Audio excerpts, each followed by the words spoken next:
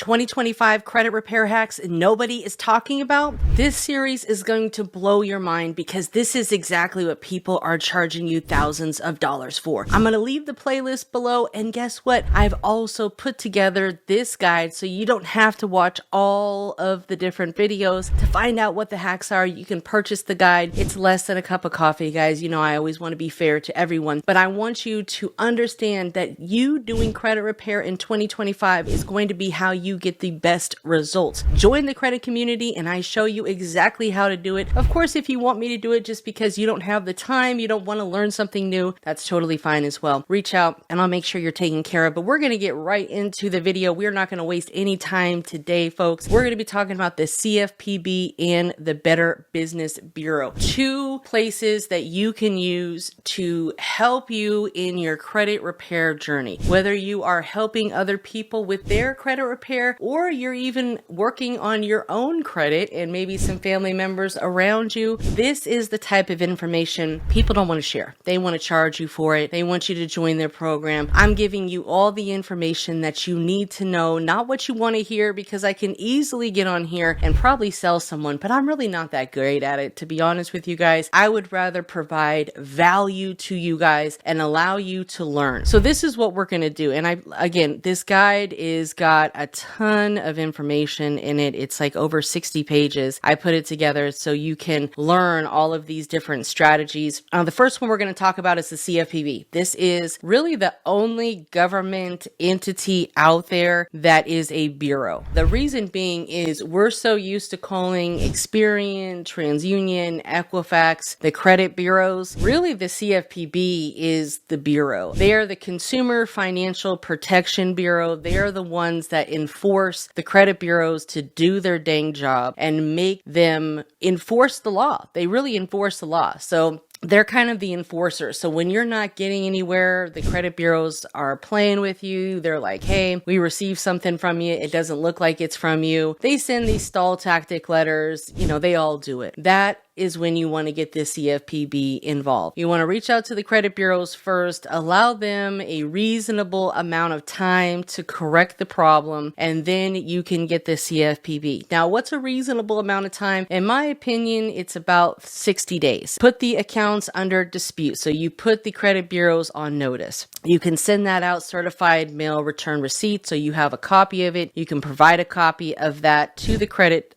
bureau, or the CFPB, I should say. They are the real credit bureau, if you know what I mean. Really, they're the only government agency. These other folks, they're just public traded companies that are all about profit. They are billion-dollar businesses that share data and they make money off of us. They use a lot of AI. The AI with them is dated back years, which is why they have so many errors, which is, again, why it's so important to review your credit report, because there's only one accurate information. Okay, there's only one piece of accurate information. If the dates are inconsistent, if the data is inconsistent, you can dispute that information, because at the end of the day, everything should match up, because there's only one accurate answer. I mean, I don't care if it's $1 difference. There's only one accurate answer. Does it mean they're going to delete the account over it? Probably not, right? Let's just be honest. But the CFPB can help you. Inside of this guide, I put together the instructions here. So basically, you're just going to fill out the form on the CFPB's website, or you can do it old school and just call in to them. I actually had someone do that last week from the credit community, and he had some great success. They actually removed a late payment from him for one of his accounts that he's been working on. And let me tell you, with people actually taking the time to execute this, they're going to see results a lot quicker, because nobody can make phone calls on behalf of you. You know, we're not calling into no government agencies on behalf of somebody else unless you have some sort of limited power of attorney, which, you know, most people don't. So really, you should be the one doing this. You should be the one reaching out to the CFPB. If a credit repair company is doing it on your behalf, it's never going to be a great thing. They're starting to catch on to those things, so they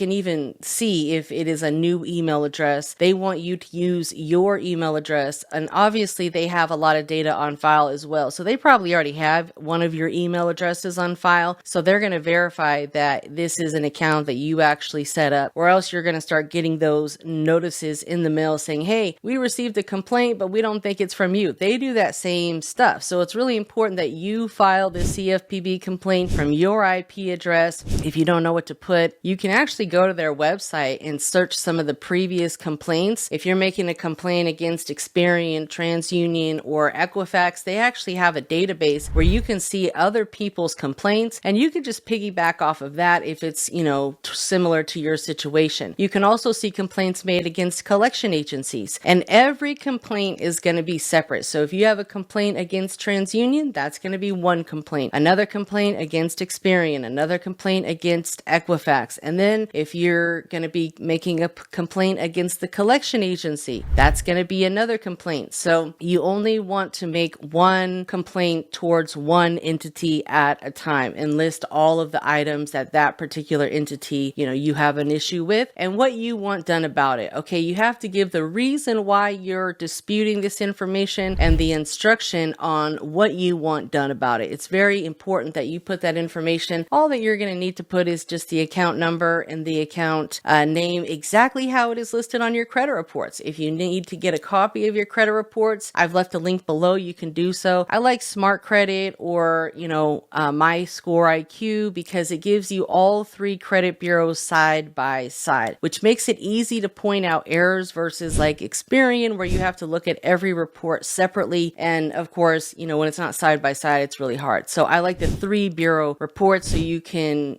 point out these errors. You can even take a screenshot and send it into the credit bureau and say, hey, this is an error. You see this, Equifax and TransUnion, they're reporting it correctly, but you're not. Here's the proof. So just keep it simple, guys. The CFPB is there to help you. Next up is the Better Business Bureau. They are not a government agency, but they are going to help ensure that people are running business fair, and they help enforce things as well. Now, another thing about BBB is, again, you can go onto their website and look at some of the complaints that other people have made against the company that you're going to be making a complaint against. So it will be helpful to kind of use some of the verbiage that might be applicable to your situation. Less is better. You don't have to over explain anything. You can simply say that these accounts are unknown, unauthorized, they're fraudulent, it's, unknown to you, whatever the case may be. But again, use some of the other cases as inspiration on their website because you can easily see it. It is a lot of publicly posted information, but utilize this information to help you enforce the credit bureaus to do what they are supposed to do, or even the collection agencies. I hope that helped. Again, I'm going to leave a playlist with all of the top credit repair secrets that no one wants to tell you. And of course, I'm going to be making an entire playlist here in 2025 for you to watch all of these hacks and implement them. If you want to learn more, please join the credit community. It is really inexpensive to join right now. We have live calls, and guess what? We have a ton of replays in here that everyone has access to. It's not like other communities where you're going to join and you're going to have limited access. You're not going to have access to all of the different videos. Inside of my community, everyone has access to all of the replays. And there are 2 full pages of,